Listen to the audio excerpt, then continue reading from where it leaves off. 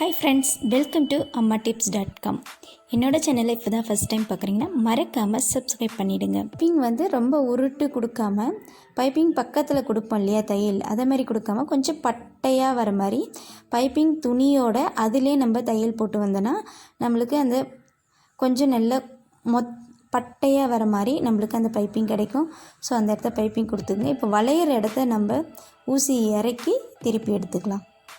Neck ready ஆகிடுச்சு. இப்போ இதுக்கு எப்படி சிம்பிளாக ஒரு டிசைன் கொடுக்கலான்றதை பார்க்கலாம் வாங்க. இப்போ என்கிட்ட கேன்வாஷ் இல்லை, அதனால் லைனிங் கொடுத்த பீஸை நான் 2 அல்லது 3 பீஸாக நான் எடுத்துக்கிறேன். அப்போ தான் நம்மளுக்கு முதுகில் இந்த டிசைன் கொடுக்கல ஸ்டிப்பாக நிற்கிற மாதிரி இருக்கும்.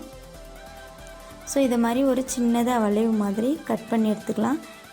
இது நல்லா பூக்களோட இதழ் வரும் இல்லையா, அதே மாதிரி நம்ம இந்த மாதிரி சிம்பிளாக ஒரு டிசைனுக்கு ரெடி பண்ணி இந்த மாடலில் கட் பண்ணிக்கிறோம்.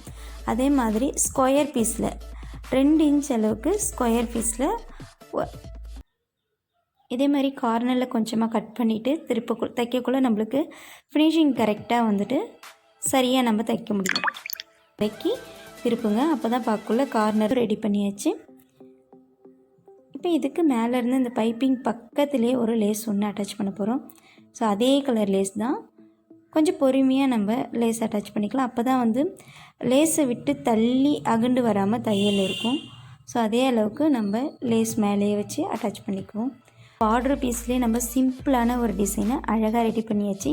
இந்த டிசைன் பிடிச்சிருந்துன்னா மறக்காமல் எனக்கு கமெண்ட் பண்ணுங்கள். கூடவே வர பெல் பட்டனையும் ப்ரெஸ் பண்ணிவிடுங்க.